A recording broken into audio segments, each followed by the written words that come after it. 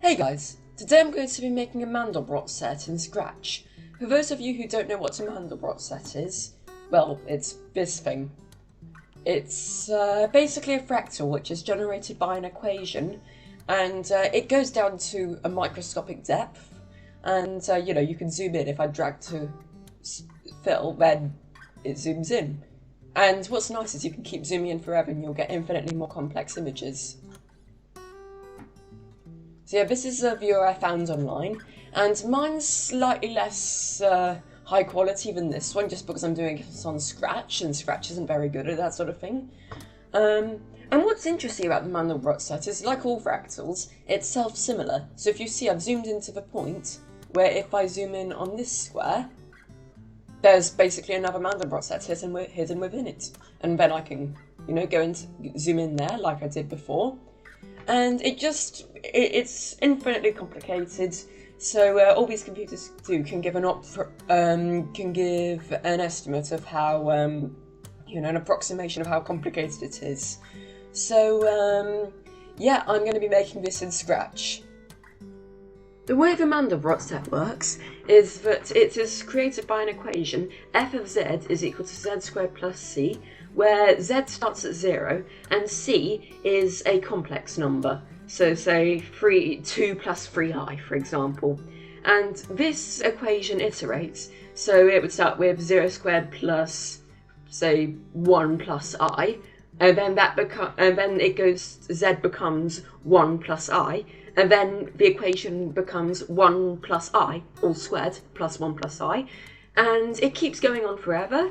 And if that equation sort of jumps off to infinity, then that part of the set is coloured a colourful pixel. Otherwise, if it stays within a certain range after a certain amount of iterations, this is coloured black, as you can see on this image here. And yeah, there are all sorts of equations for Mandelbrot set, but the z squared plus c is the most famous one, and it creates this image there.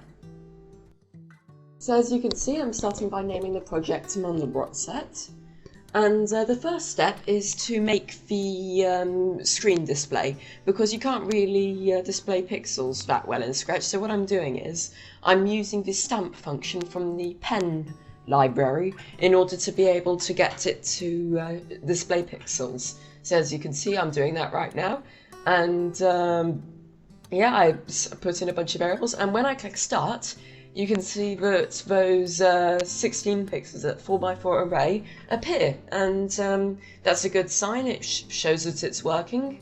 So now I can start work on the Mandelbrot calculation. As you can see, I'm doing the select pixel function and getting the return pixel, and I'm making a function called multi, and this will take a complex number and multiply it by another complex number. In this case, that's what the Mandelbrot set does. It multiplies the complex number by itself by squaring it. And now I'm working on the recur function, because obviously, it's a recursive function and it does it again and again and again. And yeah, now I'm working on the getting it to display the multiplication.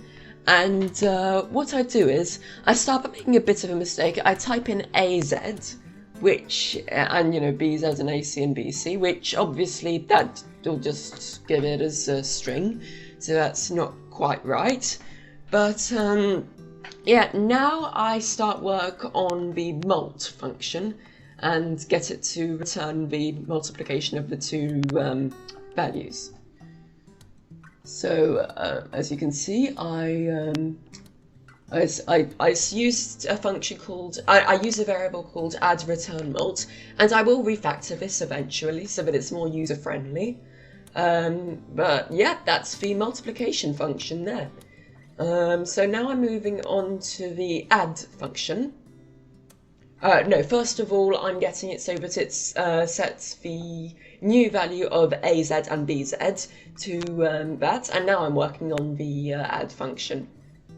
And as you can see, it's basically the same, but the add function's a lot easier because it's basically just adding the real components and the unreal components together separately. So I drag these in, and yeah, that's the add function finished. So now I'm moving on to making it so that it doesn't actually go on forever, and that there is a limit, and also that it can call itself. And I'm setting a max depth, and yeah, I'm just getting it so that it permanently displays the values, and yep, that's pretty much what I expected, so that's good. And now I'm making it so that if it goes beyond 2, then if the real component goes beyond 2, then it knows that it's going to go off to infinity, because there is a proof that if it goes beyond 2 at one point, then it just goes off to infinity and there's nothing you can do about that. So that's the code, and now I'm getting it to return the pixel. So now that should work, but it actually doesn't, and it takes a bit of work. As you can see, I instead of making it so that it's 1 pixel to 1 unit of space, it's something like 7 pixels per unit of space. But now what I'm doing is to lower the resolution. I'm lowering the size of the pixels, and yeah, that's a pretty good screen. Unfortunately, it doesn't look anything like the Mandelbrot set. It's starting to look slightly more like it, but it really isn't that effective. Again, I keep pressing it. Doesn't make that much of a difference until eventually I get this rather nice display, which should be about to appear when I insert these. Hang on, yep. And right now it's all just dark green, but after I make a few tweaks, you can see that shape in the bottom left. And if I zoom in a bit, yeah, that's the Mandelbrot set right there.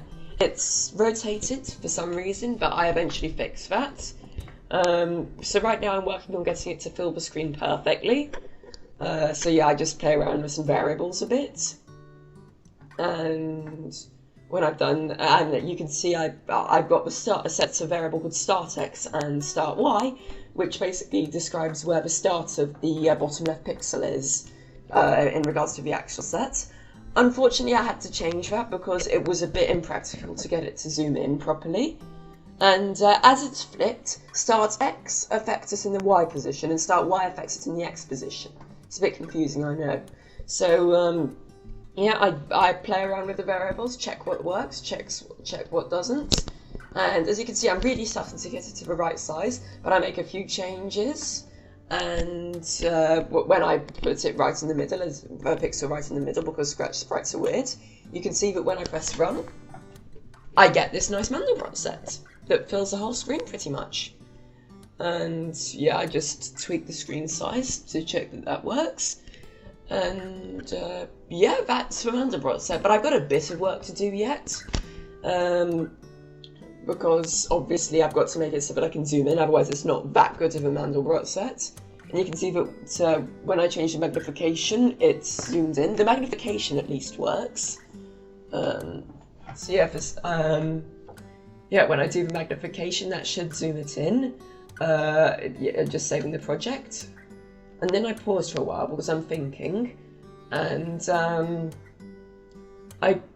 I meander around a bit. I can't exactly remember why I did this, but then I select Start X, and I want to delete it because I actually want to make it so that the defining value for where it is actually related to the center. This one's called center X and center Y.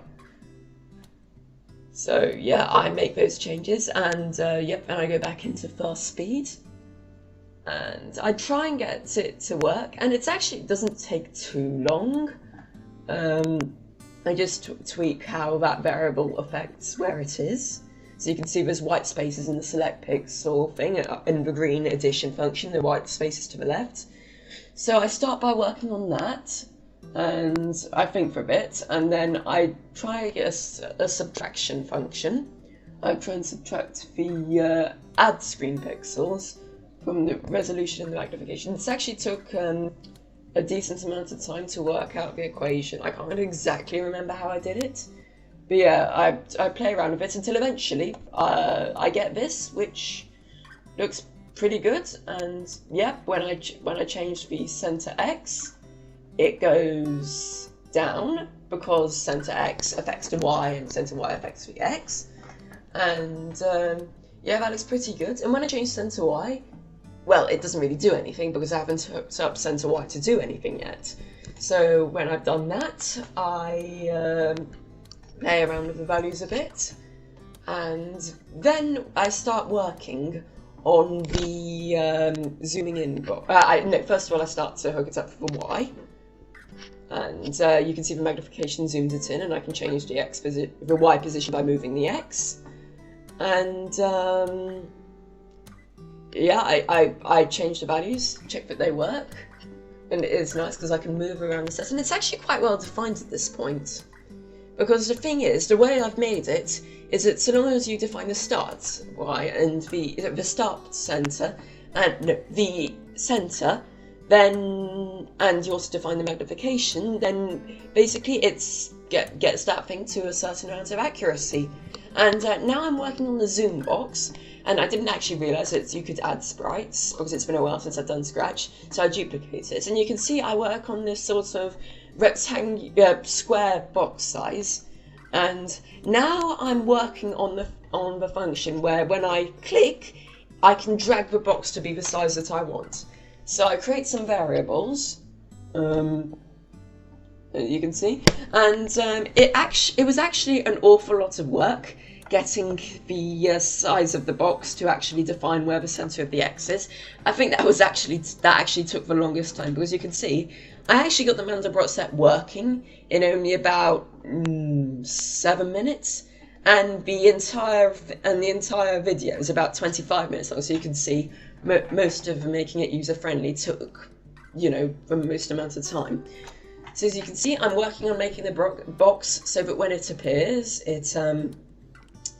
so that when I click, it appears, and it's all well and good. And now I'm working on making, and it does set it to the size. You can see I've made a thing called min change box, and that's because I want to make it so that if I drag the box a lot in the Y position, but not much in the X, it only drags to the maximum size of the X, because obviously I can't change the dimensions of the X and the Y by itself, because it's a box. And as you can see, when I drag it, it sort of works, but I centered the box on the center of the sprite thing, so I realized I have to drag it to the bottom right of the sprite, and you can see that pretty much works. So I just try it for a bit, and you can see when I try it, yeah, it drags. So far it doesn't actually do anything, but that's a start. So now I'm working on getting it so that I can translate the size of the box and the center point of the box into the center X, center Y, and new magnification. I start with the center X and center Y, and I get an equation which I think will work. Unfortunately, it really doesn't. And I spend, you know, a good 5 minutes, might even have been longer, trying to work out what it was. And this footage, it wasn't actually 5 minutes, it was actually an hour or so. But this footage has been drastically sped up. And even with all of the speeding up, it's you know, still a 25-minute video-ish. So yeah, and you can see that's the equation I tried. And when I try and get the center, you'll see that the center X and center Y variables really don't work. They're supposed to give the X and Y coordinates of the points on the complex plane. And yeah, the whole thing's about 5 by 5 in the complex plane. And yes, I'm getting, you know, centers, you know, 150 away. So I realize that that's not going to work. So to start with, I play around with the center X part, and then I just see if that works. And you'll see that it still really doesn't, but it's slightly better than before, and the equation is certainly a lot bigger. So yeah, I try and set the box size to, I create the variable box size, and I know that will be important to the final product, but I'm not sure how. So I have a look at how the pixel size and magnification works, and I create a variable called screen start X and screen start Y. Basically, what this does is it says at what point on the complex plane the bottom left pixel is. And by pixel, I mean large pixel, because as you can see, it's incredibly pixelated. So yeah, I use that. And I then create a new thing called screen start pixel X, and that basically says how far away the bottom left pixel is from the central pixel. And a quirk of the Scratch rendering system is that the middle pixel is 0, 0. So the bottom left is something like -200, -200. So yeah, I really have to factor that in.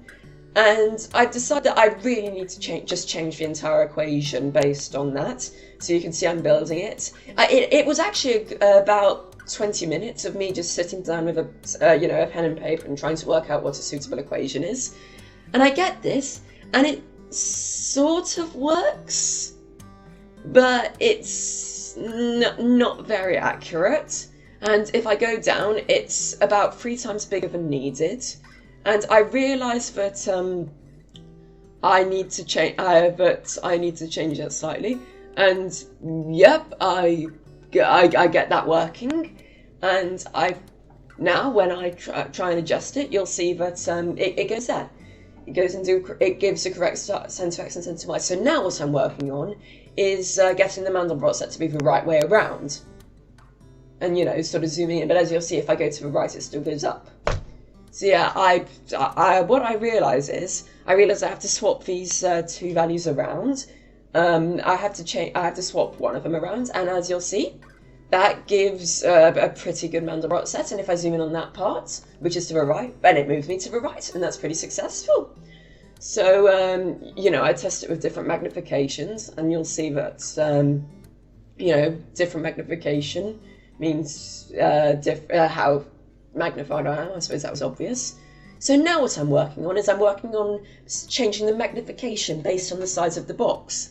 So I create the magnification, and I try a couple of things, I think, and what eventually ends up working is the equation that I settled on. So if I drag the box to pretty much encompass a large portion of these. No, if I drag the box from the bottom left to about the middle, then the magnification should double.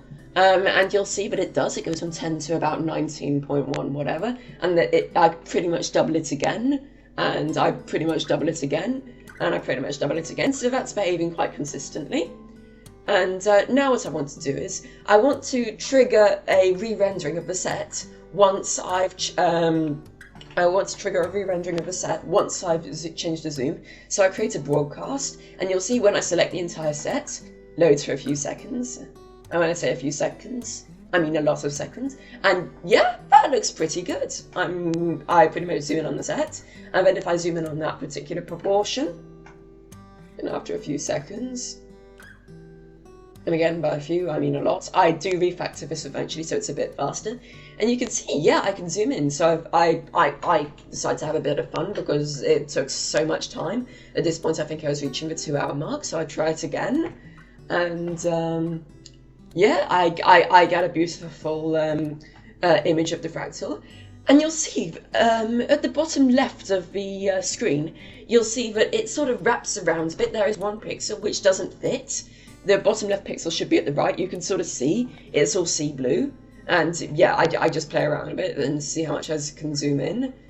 This is quite a lot of speed.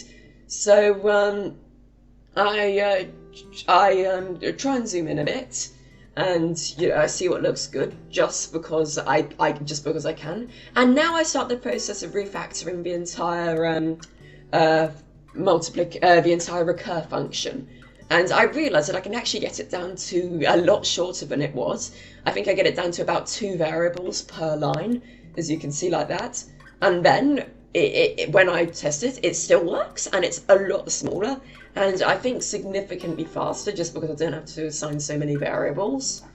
And also it's a lot more user-friendly, because you can see I multiply these values and then I add them.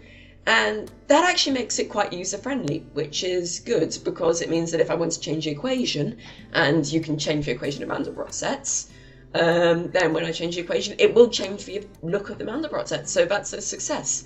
So now I'm working on creating the background, and you'll see I go for this sort of red and black aesthetic.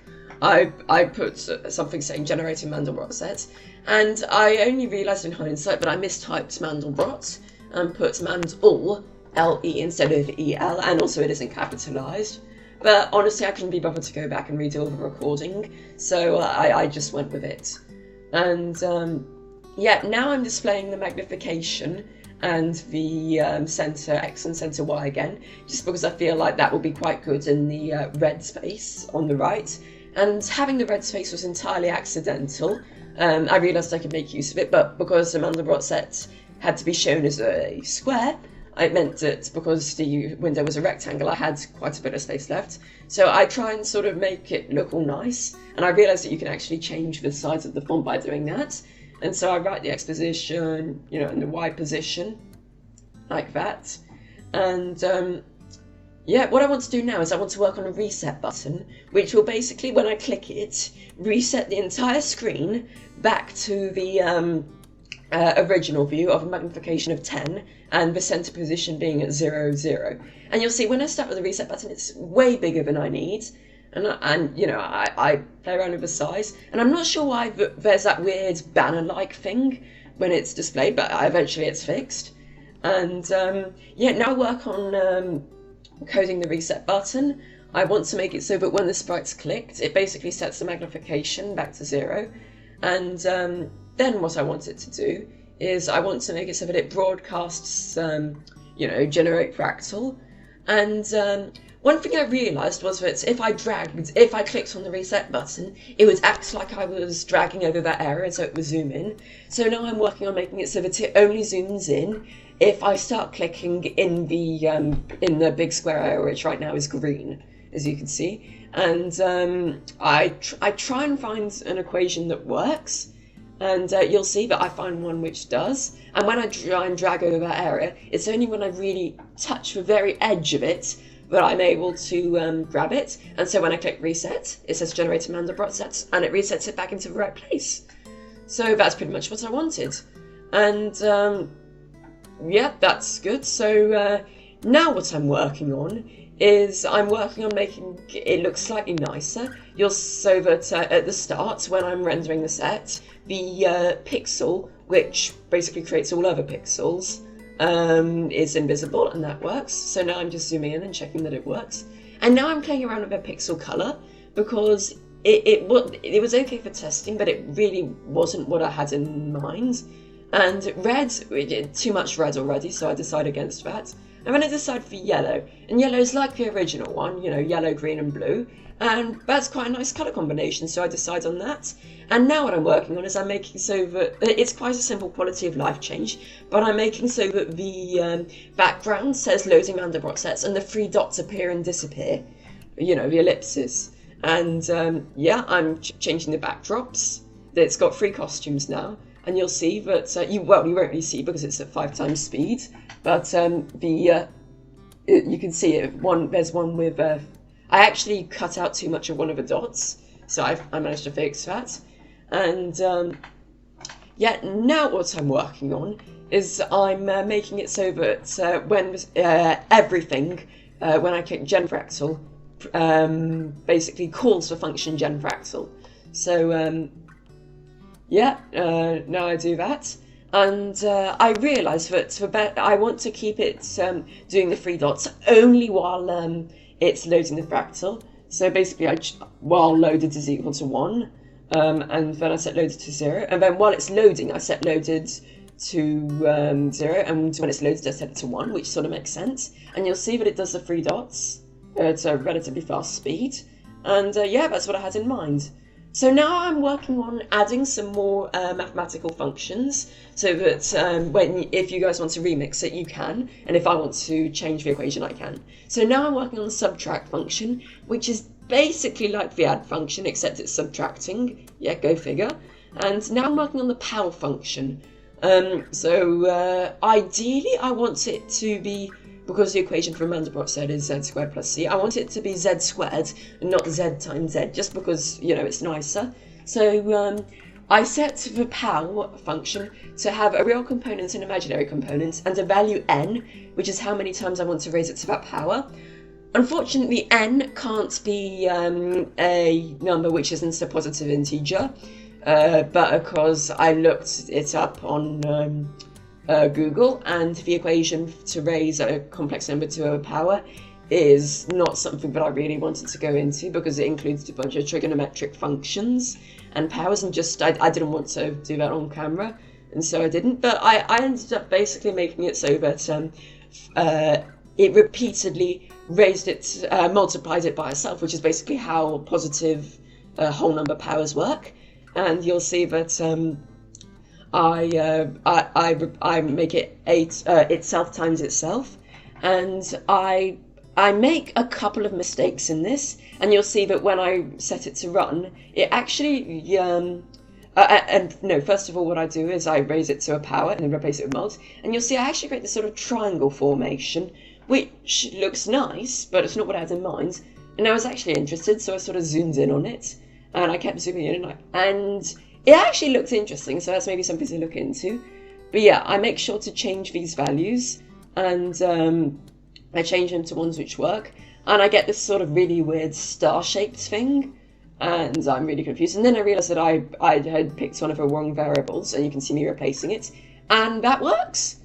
So the power function works, and now what I do is I try having a bunch of really random Mandelbrot set equations just to see how it looks like. So I raise it to the power of 10, and it looks a bit like a circle, so it's quite dull.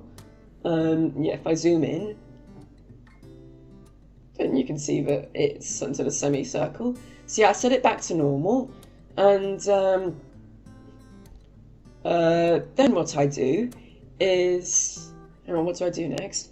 Oh yeah, I try and fix the line that the line of pixels on the left, which should be on the right, and so I align it properly. And I realise that eventually I need to subtract that value by 1. Or actually, no, I think I need to add it by 1. Yeah, subtracting it by 1 increases the problem, and subtracting it by -1, which counts as adding, works. So I play around and get it to be in the middle, and finally, +1 works. So, yeah, I try that. And now what I'm doing is I'm playing around with some of the functions just to see what what interesting shapes I can make, and I can create that sort of heart-shaped shape. But when zoomed in, it looks quite a lot like the Mandelbrot set, so I just got bored and decided to give that one a miss. And so I added to the function, I added a subtract part, and I subtracted that, and it created this really weird sort of antenna-like shape. And yeah, I decide that that's good enough, and so this is the final program. You can see when I click run, it creates the Mandelbrot set, and I can drag to zoom to an area, and then after a few seconds it does eventually load, and then I select this area again, and after a few seconds that also loads.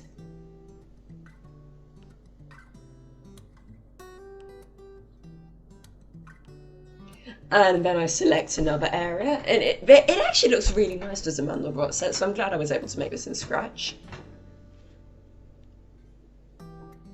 So then it loads. And then I get this really nice sort of red and purple and blue firecracker effect, and I zoom in again, and after it loads eventually,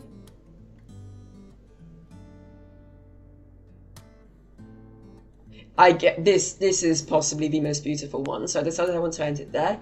So I click the reset button, and you can see I go back to the original Mandelbrot set.